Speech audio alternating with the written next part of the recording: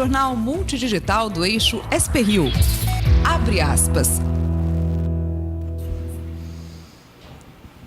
Olá, muito bom dia para você, começando mais um Abre aspas na edição desta terça-feira, dia 2 de outubro de 2018. Aqui comigo nos estúdios está o advogado ambientalista Lincoln Delgado. Lincoln, que sempre nos ajuda aí com os comentários. Lincoln, muito bom dia, tudo bem? Bom dia a todos. Bom, hoje é dia 2 de outubro de 2018. Nos destaques dessa edição você vai acompanhar o juiz Sérgio Moro, que quebrou o sigilo de acordo da delação premiada de Antônio Palocci com a Polícia Federal. Num trecho, Palocci diz que campanha de Dilma Rousseff em 2014 custou 800 milhões de reais e maior parte era ilícito. O Palocci também afirma que o ex-presidente Lula usou pré-sal para beneficiar o Partido dos Trabalhadores. Lula diz que Palocci mente para obter benefícios generosos.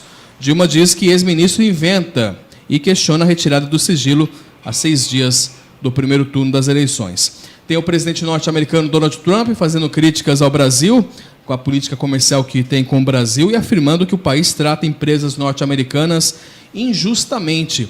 O Ministério da Saúde ele ameaça retirar investimentos de construção de UPAs e UBSs aqui da região do Vale do Paraíba.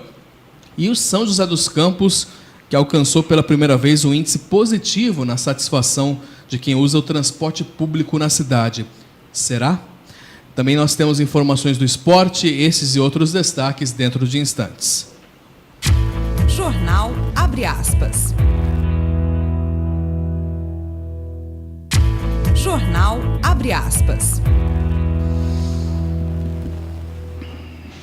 Retornando com a edição do Jornal Abre aspas dessa terça-feira, e uma bomba, né? Aí há poucos dias do primeiro turno das eleições, o juiz federal Sérgio Moro retirou o sigilo de parte do acordo de delação do ex-ministro Antônio Palocci no âmbito da Operação Lava Jato. Na delação, Palocci disse que o ex-presidente Lula indicou Paulo Roberto Costa para a Petrobras com o objetivo de garantir ilicitudes da estatal.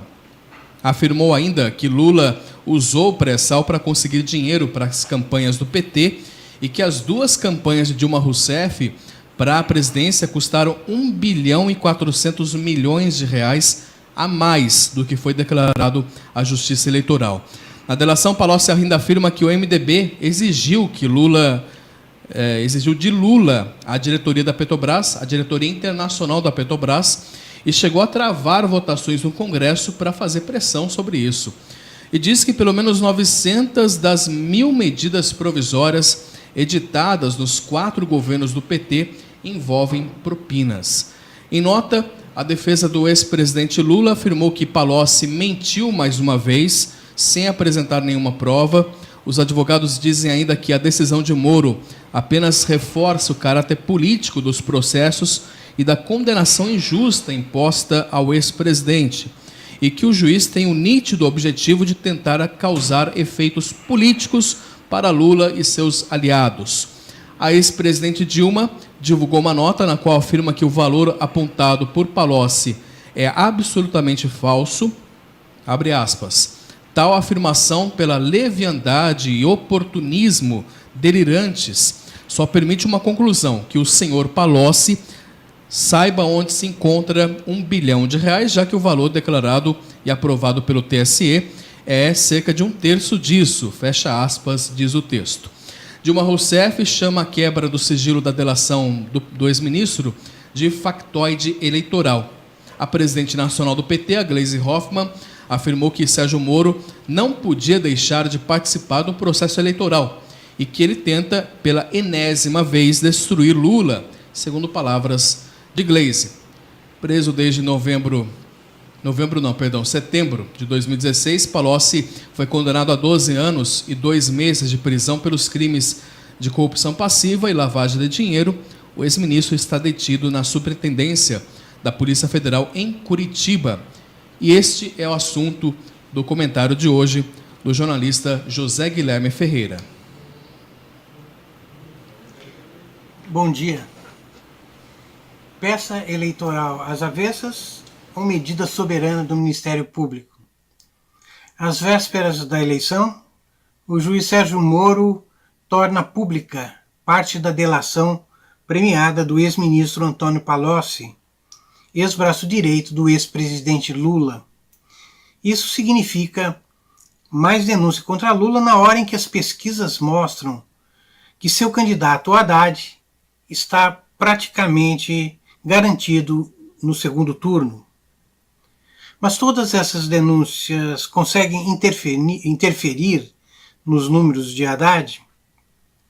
Dificilmente, porque os fiéis eleitores petistas tratam a ação de Moro como complô eleitoral. Assim como denúncias contra Bolsonaro, a de Veja, por exemplo, do fim de semana, não importam a seus eleitores fanáticos e cristalizados. A defesa de Lula diz que Palocci mente mais uma vez e que Moro age politicamente contra o ex-presidente.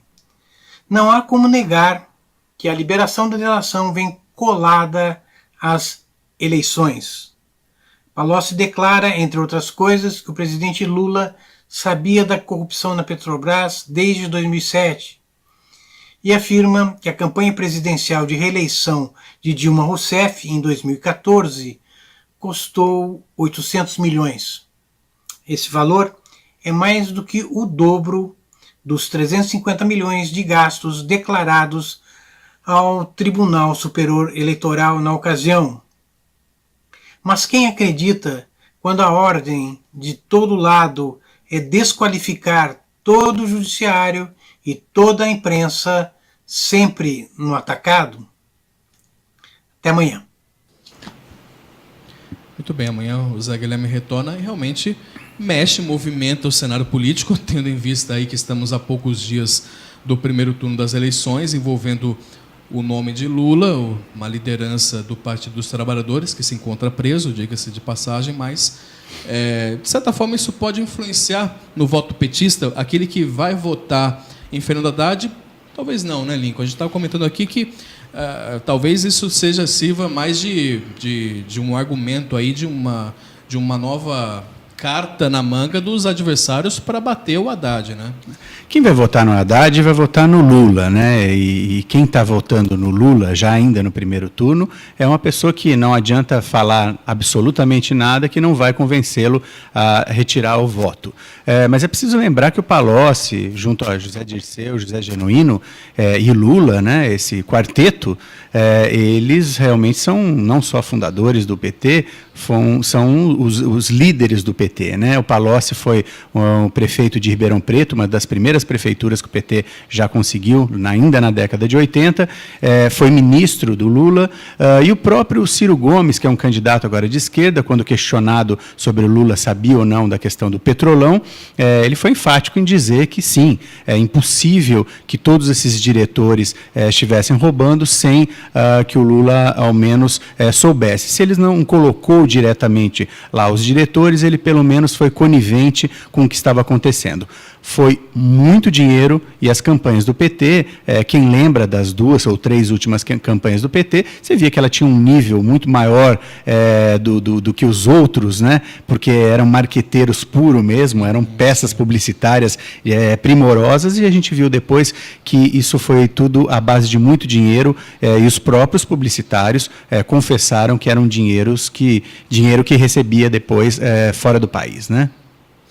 Muito bem, então vamos manter aí o assunto com as eleições, vamos falar sobre a corrida presidencial nesses poucos dias que antecedem o primeiro turno. Eleições 2018. Teve pesquisa Ibope, né, para a presidência da República, divulgada ontem.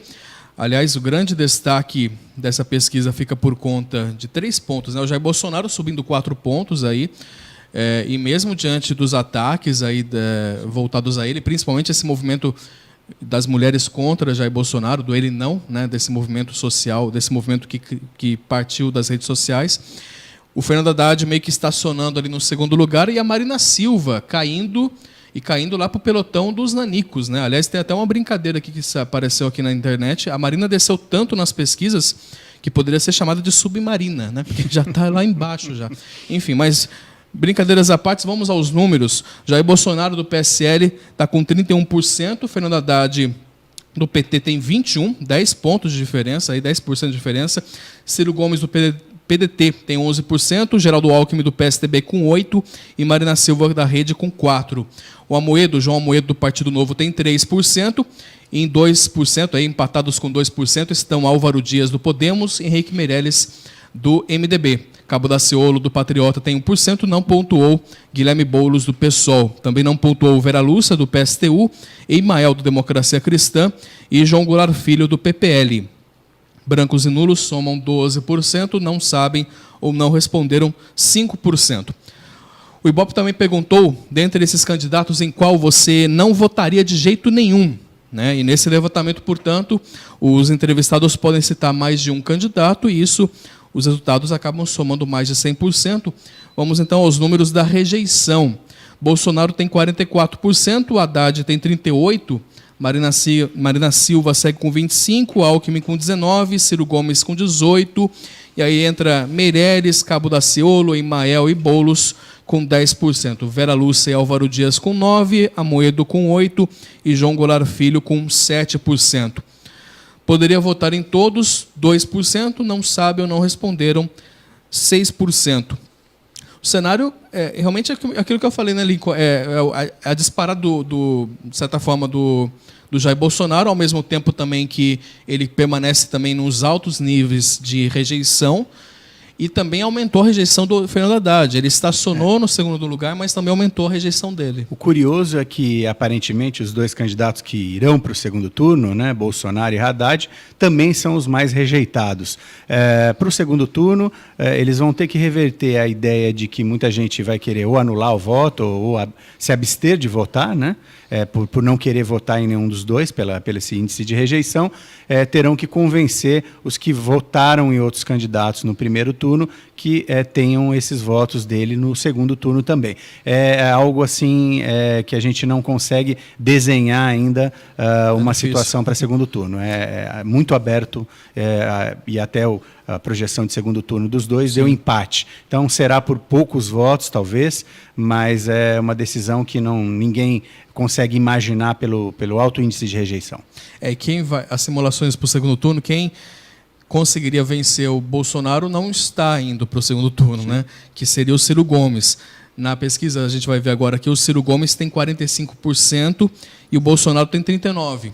Né, nesse cenário, nessa simulação. Brancos e nulos nessa simulação somam 13% e não sabem 3%. Como você disse, o Haddad estaria aí no empate com 42%, e Marina Silva venceria, né, o Jair Bolsonaro venceria Marina Silva, né, em um confronto direto, ele ficaria com 43% e Marina Silva com 38%. No segundo cenário, tem Alckmin com 42% e Bolsonaro com 39%. Brancos e nulos 17%, não sabem 3%. Então, portanto, nesses cenários, aliás, eu falei apenas que o Ciro Gomes venceria, mas também o Alckmin aqui nesse cenário também, dessa projeção. Até então, o Ciro Gomes apenas vencia, né, nas outras projeções, mas agora também o Alckmin consegue aí uma diferença, está na margem de erro ali, mas consegue vencer no segundo turno se disputasse com o Bolsonaro. O Alckmin e o Ciro, eles se mostram como menos rejeitados porque eles não estão no centro-esquerda, por assim dizer, né? E, no entanto, não decolaram. Em todas as pesquisas, eles mantiveram o mesmo índice, bem provável que então não consigam chegar ao segundo turno, mas são candidatos mais moderados. O ideal seria, na minha humilde opinião, que os dois estivessem, sim, no segundo turno, um pouco mais centro-esquerda, outro um pouco mais centro-direita, mas a gente teria uma votação um pouco mais pacífica do que essa polarização entre esquerda e direita, né? O Ibope ouviu 3.010 eleitores em 208 municípios. Nos dias 29 e 30 de setembro, a pesquisa foi contratada pela TV Globo e o jornal Estado de São Paulo. Nós vamos para o intervalo, mas antes, apenas também outro comentário também que o próximo debate, aliás, hoje tem debate na Globo para os governos do Estado, né? Cada estado terá aí o debate. Aqui em São Paulo também haverá esse debate depois da novela, né? Já vamos aí falar, enfim. Mas no dia 4 tem o último debate, o último debate nesse primeiro turno. E a expectativa é que Bolsonaro participe ou não. A gente fica nessa dúvida, até porque falta o aval aí do médico. Apesar de que eu até comentei isso ontem com o Zé Guilherme. O Bolsonaro já foi no Datena, já está participando, ele está ativamente, né? Agora, cabe, logicamente, ao médico dele, pessoal, ali falar, ó, você pode, tem condições, enfim, mas por ele eu acho que talvez ele iria. Ou não, será que ele poderia se expor também de uma forma que poderia prejudicar a imagem dele, né, nessa reta final? Tem né? dois motivos, de repente, para ele não ir. Um seria, você vê no último debate que foi dessa semana presidencial, ele foi o alvo, não estando lá, ele foi um dos principais alvos, né, até porque está em primeiro lugar. Estando lá pessoalmente também seria, né, alvo de muitas críticas. Então eu acredito que, por uma questão médica, inclusive, que ele teria que ficar horas e horas em pé, a tendência é não participar. Mas vamos esperar e verificar na quinta-feira o que vai dar. Tudo bem. Vamos para o intervalo, mas você permaneça conosco na audiência. Já quero agradecer a sua audiência, você que acompanha nessa transmissão simultânea entre Jornal Vale e também o Facebook da SP Rio Mais. Intervalo rápido, na volta tem mais informações. Jornal Abre Aspas. Jornal Abre Aspas. Retornando com o Jornal Abre Aspas na edição desta terça-feira e vamos com notícias regionais. A Polícia Civil deflagrou na manhã de hoje uma operação contra o tráfico de drogas em Caçapava, aqui no interior de São Paulo. A ação é resultado de 2 meses e meio de investigações. De acordo com a Polícia Civil, desde o início da manhã estão sendo cumpridos 19 mandados de busca e apreensão contra o tráfico no bairro Nova Caçapava. O objetivo é apreender drogas e dinheiro de origem do tráfico de drogas. A operação envolve cerca de 30 viaturas, 50 delas 50 policiais, né, e também o uso de cães farejadores. O trabalho é feito em conjunto com a Polícia Militar e com auxílio de um helicóptero do DEIC, o Departamento de Investigações sobre o Crime Organizado do Estado de São Paulo. Olha, após falhas, Lincoln, o Ministério da Saúde ele ameaça cortar investimentos federais em obras aqui da região, em UPAs e UBSs. Quem vai trazer esse destaque é o editor de Economia do Jornal Vale, Xandu Alves. Olá, Xandu. Olá, pessoal. Jornal Abre Aspas.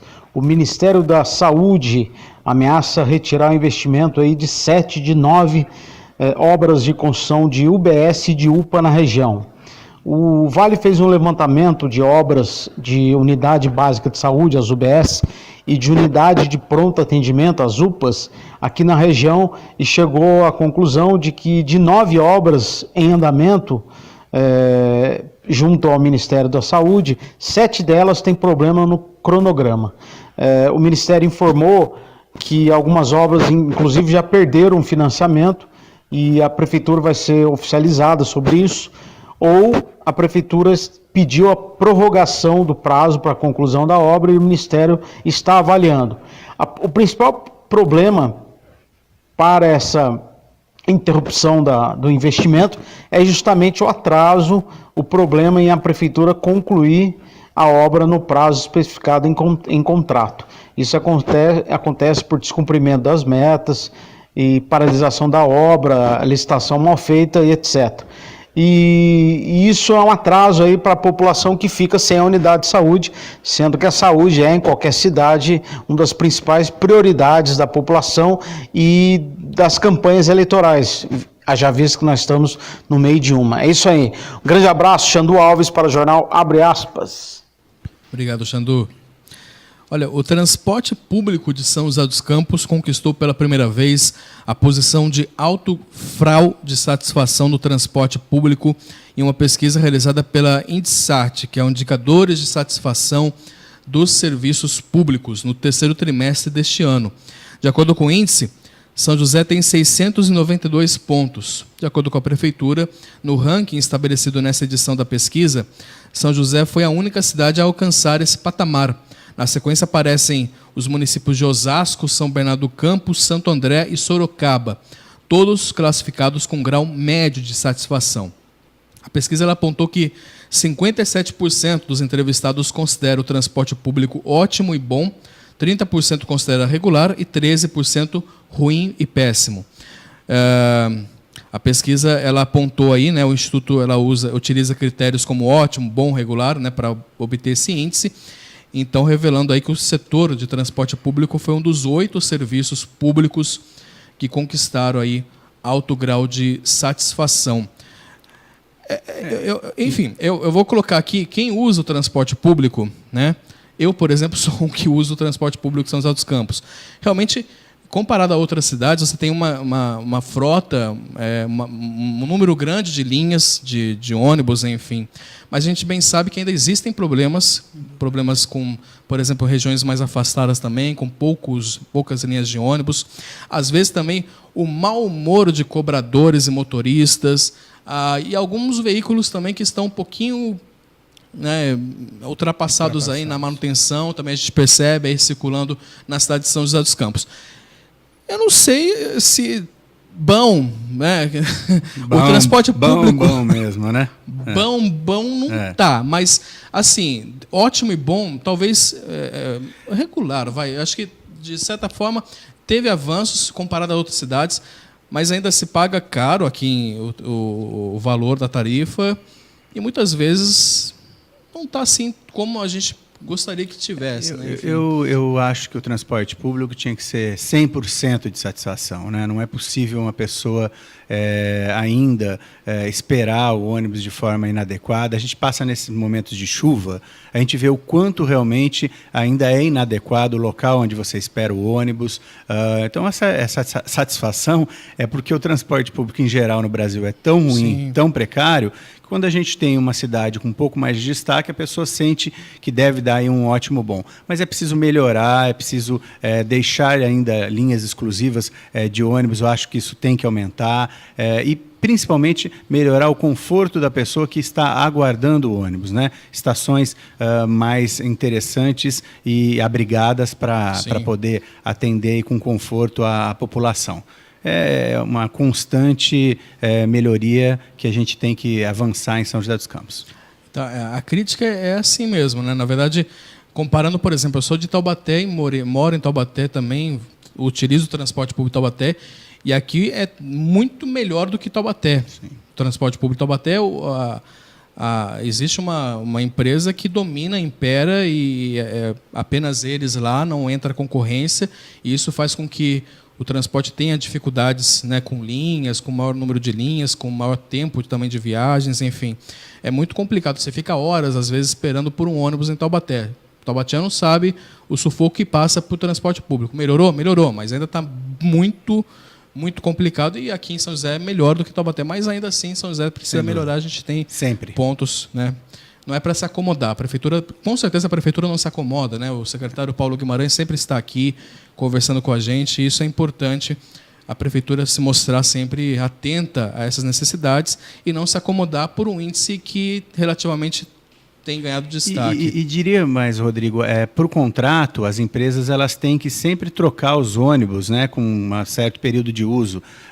Acho que 4 anos, salvo engano, é a idade máxima de um ônibus em circulação. Tem ônibus aí de 2014 circulando, já deveriam parar agora aí no final deste ano. Então, a população também pode e deve exigir isso, porque está no contrato de concessão. Então, ônibus sempre novos, ônibus sempre confortáveis para a população, não pode ônibus velho continuar circulando, não. Até porque também é um risco à segurança, né? Com certeza. Vamos falar de economia? Vamos aos indicadores econômicos. Na sua tela você acompanha agora as principais cotações aí das moedas, né, as ações também das bolsas pelo mundo. O dólar encerrou ontem em queda de 0,51%, vendida a R$ 4,01. O dólar turismo era negociado a R$ 4,19, sem considerar aí a cobrança do IOF, né, do tributo.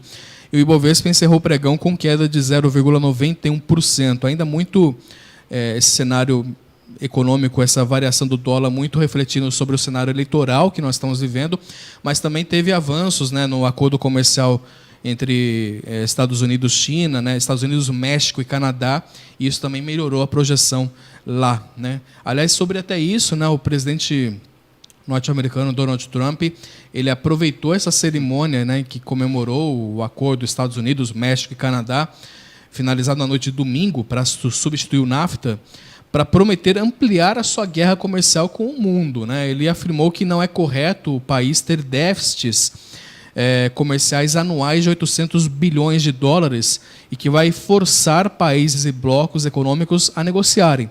Ele criticou até mesmo as altas tarifas brasileiras sobre produtos americanos. Ao ser questionado sobre a dificuldade de negociar acordos, lembrou que talvez presidentes americanos nunca negociaram com a Índia e com os brasileiros, e afirmou que ambos os países têm tarifas muito elevadas. O secretário de Comércio Exterior aqui do Brasil, do Ministério da Indústria, o Abrão Neto, informou que os Estados Unidos registraram superávit comercial que, com as vendas, né, externas superando as importações, de 90 bilhões de dólares com o Brasil nos últimos 10 anos. Segundo ele, essas estatísticas são, inclusive, do governo norte-americano. O Trump foi questionado com relação à Índia e acabou falando do Brasil, ou seja, ele está incomodado com as tarifas, segundo ele, tarifas muito elevadas cobradas aqui do Brasil pelas empresas norte-americanas. Ele preocupado com os chamados BRICS, né, que é o Brasil, Rússia, Índia, tem a China também, a África do Sul ali, são países emergentes, e preocupado porque a China tem avançado muito. Mas ele não disfarça, né? Os Estados Unidos em primeiro, segundo e 15º lugar, ele realmente pensa só no país, não está preocupado com o que os Estados Unidos representa no mundo, que sempre é uma liderança mundial. Não, ele está preocupado com o mercado interno e sempre ganhar e sempre ter lucro. É um empresário simplesmente dominando a maior cadeira dos Estados Unidos, quiçá do mundo, né?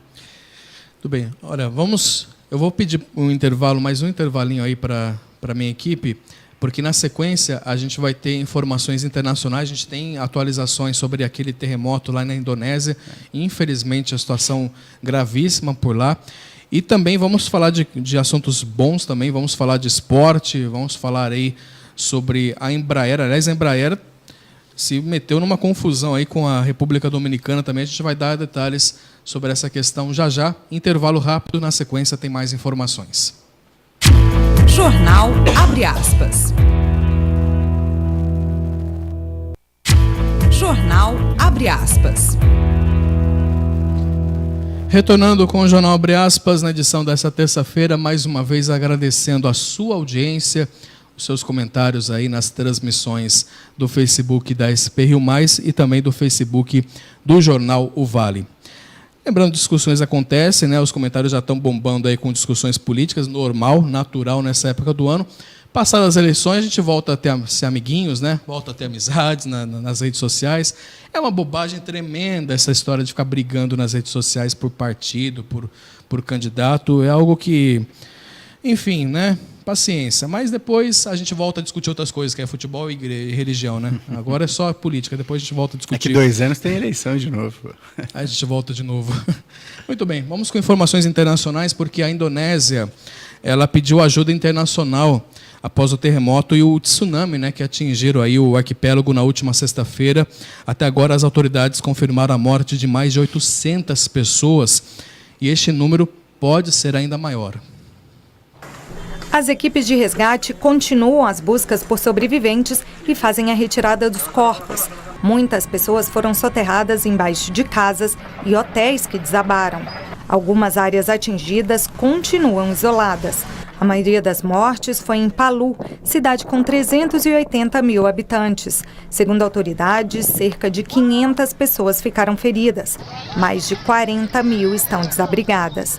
O terremoto, de magnitude 7,5, atingiu a ilha de Sulawesi e foi seguido por um tsunami com ondas de até 6 metros.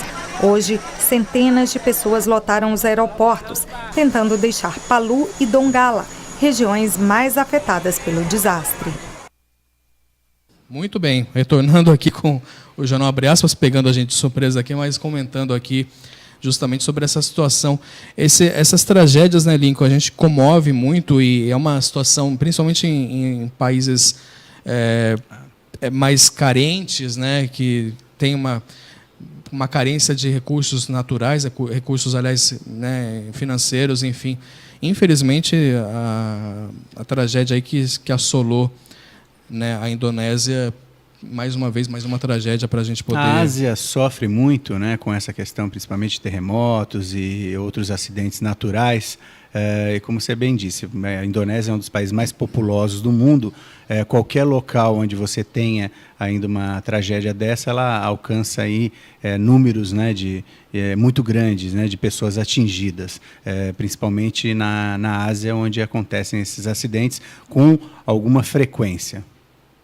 Tudo bem, vamos falar voltando a falar do cenário internacional, mas também pegando um pouquinho da nossa região, já que a Embraer, ela apresentou ontem em esclarecimento enviado à Comissão de Valores Imobiliários, o motivo pelo qual não comunicou pelo fato relevante o acordo feito com a Procuradoria-Geral da República Dominicana. No acordo, a fabricante brasileira aceitou pagar pouco mais de 7 milhões de dólares para encerrar acusações de violação das leis locais, e isso relacionadas a uma transação comercial para a venda de aeronaves à Força Aérea do país. O pedido de esclarecimentos da Comissão de Valores Imobiliários foi feito após a Embraer confirmar a notícia divulgada na última sexta-feira, segundo a qual a Justiça Dominicana havia condenado a Embraer em 7 milhões de dólares por pagamento de propinas. E a Embraer em Boeing, né, a gente está vendo essas negociações com relação à Joint Venture, essa nova empresa, e elas negociam também a instalação de uma linha de montagem de um novo cargueiro militar nos Estados Unidos. Então nós vamos voltar à redação do Jornal Vale com o Xandu Alves trazendo essa informação. Xandu, conta pra gente aí essa informação. Alô, amigos e amigas, jornal abre aspas. Embraer e Boeing negociam linha de produção do KC-390 nos Estados Unidos. Dentro do contexto da cooperação da parceria comercial entre a Embraer e a Boeing, que estão negociando desde o ano passado, há a criação de uma segunda joint venture para abrigar aí o jato militar KC-390, que será o maior avião fabricado pela Embraer, e ele está em campanha de certificação. Hoje o avião é montado em Gavião Peixoto. Há 2 protótipos sendo utilizados na campanha de certificação, e aí informações dão conta de que a Embraer e a Boeing já negociam a criação de uma segunda linha de produção lá nos Estados Unidos. A exemplo do que aconteceu com o Super Tucano, que também é produzido em Gavião Peixoto e na Flórida. Qual é a intenção dessa parceria? Seria abrir o mercado norte-americano para o cargueiro militar da Embraer, que aí potencializaria as vendas do avião, e também em países que são parceiros dos Estados Unidos e que têm crédito financiado aí pelo governo americano para compra nessa área militar. É isso aí, um grande abraço, Xandu Alves para o jornal Abre Aspas. Obrigado, Xandu. É uma situação que a gente fica pensando, será que não vai uma linha de produção para os Estados Unidos e também leva os empregos daqui, né? Uma linha que poderia ser montada no Brasil, mas ao mesmo tempo não dá, é inevitável essa fusão, até porque os produtos militares da Embraer, para terem penetração em boa parte do mundo e até no maior mercado consumidor de materiais militares, que é os Estados Unidos, tem que ter essa fusão funcionando e também dentro do território dos Estados Unidos, né? Então, o Super Tucano é um avião utilizado por Força Aérea de vários países no mundo, autorizados por Estados Unidos também, e esse cargueiro, que é um cargueiro, me parece, de sucesso, para penetrar no mundo inteiro, ele teria que rezar essa cartilha americana. Infelizmente, a gente espera que com isso não roubem nossos empregos aqui de Gavião Peixoto e de São José dos Campos. Muito bem, mudando de assunto agora, vamos falar de esporte, vamos falar de futebol, também tem outras modalidades aí. Quem traz os destaques é o Douglas Cruz. Muito bom dia, Douglas. Bom dia, Rodrigo, bom dia, Lincoln. Vamos às principais informações esportivas desta terça-feira. Começando pelo Campeonato Brasileiro. Ontem o Vasco enfrentou o Paraná lá em Curitiba, na Vila Capanema, e o jogo terminou 1-1.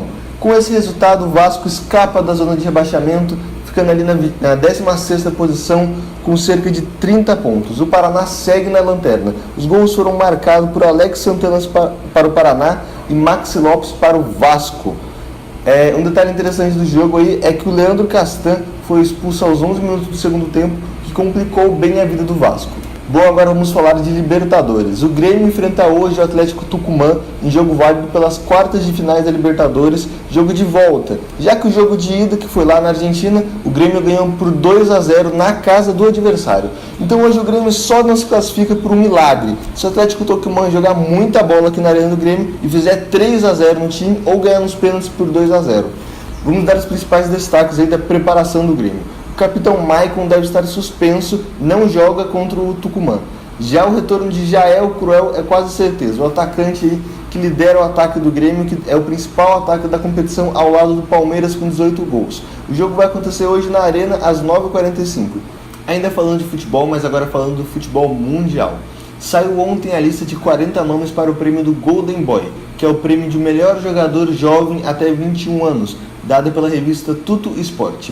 Temos 3 brasileiros na lista. Evander, que era ex-jogador do Vasco, que está emprestado. Vinícius Júnior, do Real Madrid, ex-jogador do Flamengo. E Éder Militão, que era do São Paulo e agora está no Porto. Apenas esses 3 nomes brasileiros despontam na lista com ou sem chances de ganhar. O principal nome dessa lista é Mbappé, jogador francês que foi campeão da Copa do Mundo, também campeão francês com o PSG, é o atual vencedor do prêmio e é o favorito do prêmio desse ano novamente, pois ainda tem 19 anos. Então vamos ver aí, a lista sai em dezembro, quem vai ser o principal jogador jovem do ano. Agora apenas uma notinha sobre o surf. Maia Gabeira, surfista brasileira, teve ontem seu nome no livro dos recordes como a maior onda já surfada por uma mulher. Essa onda ela surfou lá em janeiro, em Nazaré, em Portugal, e a onda tinha cerca de 20 metros e 72 centímetros. Então, em Maia Gabeira, surfou a maior onda já surfada por uma mulher. Então, só para encerrar, vamos recapitular os jogos que irão acontecer hoje aí pelo mundo. Pela Champions League, nós temos Bayern e Ajax, Manchester United e Valência e diversos outros jogos. Tem Juventus, tem Manchester City jogando. Pela Libertadores, temos o clássico argentino River Plate e Independente, jogão que você não pode perder. E para o Brasil, aqui na Libertadores, nós temos Grêmio e Atlético Tucumã às 9h45. Amanhã, volto com mais destaques da preparação dos times para os Jogos da Libertadores. Temos Palmeiras e Cruzeiro em jogos decisivos pela Libertadores. Um abraço, Douglas Cruz para o jornal Abre Aspas. Obrigado, Douglas. E a Federação Paulista de Futebol ela definiu na tarde de ontem as datas e horários das semifinais do Campeonato Paulista da 2ª Divisão, a qual o São José Águia do Vale, né, está aí tentando o acesso. O duelo entre Comercial e São José, ele começa a ser disputado neste sábado, dia 6, às 8h30 da noite, aqui no estádio Martins Pereira. E depois a partida de volta está marcada para domingo, dia 14, às 10 horas. Então, portanto, sábado aqui em São José, às 8h30, e domingo, dia 14 da semana que vem, domingo, dia 14, às 10 da manhã, no Francisco de Palma, lá em Ribeirão Preto. E Comercial e São José já se enfrentaram 2 vezes neste ano, e nos 2 jogos o Comercial, o Bafo, né, conhecido como Bafo, acabou vencendo. No primeiro, disputado em Ribeirão Preto, vitória por 3-1, depois aqui em São José, triunfo aí por 1-0. Vamos tentar reverter, né, essa situação aí, o pessoal da Águia do Vale, os joseenses. Na outra semifinal, Inter de Bebedouro e Primavera se enfrentam. Os vencedores desse mata-mata garantem o acesso ao Campeonato Paulista da Série A3 do ano que vem. Boa sorte aí ao Águia do Vale. E os atletas Thales, Lucão e Douglas Souza irão retornar para a equipe de Taubaté já para as semifinais do Campeonato Paulista de Vôlei. Os jogadores estavam na seleção brasileira disputando o Mundial, sediado aí na Itália, né, e na Bulgária, onde o Brasil terminou com o vice-campeonato ao ser derrotado pela Polônia na final. A expectativa é que os jogadores cheguem nessa semana ao clube, aqui em Taubaté, e já estejam à disposição do treinador Daniel Castellani para a partida contra o Campinas. Além deles, Facundo Conte, que disputou o Mundial pela Argentina, também estará presente na semifinal pelo lado do Taubaté. A partida de sábado contra o Campinas está marcada para as 8h30 da noite. Mais um time aí da região, agora no vôlei também, para a gente poder torcer no Campeonato Paulista da modalidade. Tudo bem. Eu estava quase me esquecendo do tempo, mas terça-feira muita gente quer saber também como é que vai ficar o tempo, como é que vai, né? Começou com uma névoa bem forte aqui em São José dos Campos, mas o sol já abriu, pelo menos o tempo já está melhor do que nas primeiras horas da manhã. Mas como é que vai ficar durante o dia? Quem vai trazer essa informação é a Cristiane Nascimento. Cristiane, muito bom dia para você. Bom dia, Rodrigo Fernandes. A terça-feira começou com registros de névoa úmida em alguns pontos da capital paulista e temperaturas em torno dos 18 graus. Ao longo do dia haverá predomínio de céu nublado com períodos parcialmente nublados e os ventos estarão moderados. Há possibilidade de ocorrência de chuva fraca em pontos isolados já no final da tarde e durante a noite. As temperaturas apresentarão ligeira elevação em relação ao dia de ontem, com previsão de máxima de 30 graus nas regiões da capital paulista, Vale do Paraíba e Litoral Norte, 31 graus no Alto Tietê e 29 graus na Serra da Mantiqueira. Cristiane Nascimento do Tempo Vale para o jornal Abre Aspas. Obrigado, Cristiane. Antes de encerrarmos, uma última informação, um sortudo que fez sua aposta, aquela fezinha lá numa lotérica em São Sebastião, no litoral norte aqui de São Paulo, ganhou 22 milhões e 300 mil reais na Mega Sena, isso já há um mês, e ainda não retirou o prêmio. Segundo a Caixa, os prazos de qualquer data, qualquer loteria, prescrevem em 90 dias corridos. Caso o valor não seja resgatado em mais 60 dias no prazo aí, limite para essa premiação, o dinheiro será repassado para o FIES, que é o Fundo de Financiamento Estudantil. Só para ter uma ideia, Lincoln, de janeiro a maio deste ano, por conta de prêmios prescritos, foram repassados a esse fundo 128 milhões de reais. O pessoal que ganhou e não foi retirar o prêmio. Em São Sebastião, a aposta vencedora foi feita em uma lotérica chamada A Milionária, na região central da cidade. É bom ficar esperto que agora já vai ter parente, vai ter vizinho, vai ter um monte de gente já prevendo quem será esse sortudo para já ficar atento quem é, para depois, Deve ter um pescador em alto mar lá, Não voltou ainda. Quando voltar com o peixe, imagina voltar com o peixe grande, surpresa. Tá aí. Olha, quero agradecer, Lincoln, mais uma vez pela companhia, por estar aqui conosco na bancada. Uma ótima semana para ti. Obrigado pela presença, Eu Lincoln. que agradeço. Até semana que vem. Um abraço a todos. Uma ótima semana. A você, meu muito obrigado mais uma vez pela sua audiência. Lembrando que o conteúdo permanece no Facebook da SP Rio Mais e também no Facebook do Jornal Vale. E depois está também disponível na íntegra no portal nosso, que está de cara nova. Por isso eu convido você a entrar lá, spriomais.com.br. E lembrando, agora no dia 7 de outubro, nas eleições, domingo, nós teremos uma cobertura especial. Então, portanto, você já fique atento, já atualize aí, curta a nossa fanpage para poder ficar esperto, ligadinho aí nos horários, a transmissão completa, uma cobertura bem completa aí, principalmente focando nos candidatos regionais aqui, que é uma novidade, uma coisa inédita, A gente está falando de eleições presidenciais, mas também tem muitos candidatos aqui da nossa região que buscam se eleger, a deputados federais e estaduais. Nós estaremos nessa cobertura no domingo. Portanto, quero agradecer aí e já contar com a sua audiência no próximo domingo. Uma ótima terça-feira para todos e até amanhã.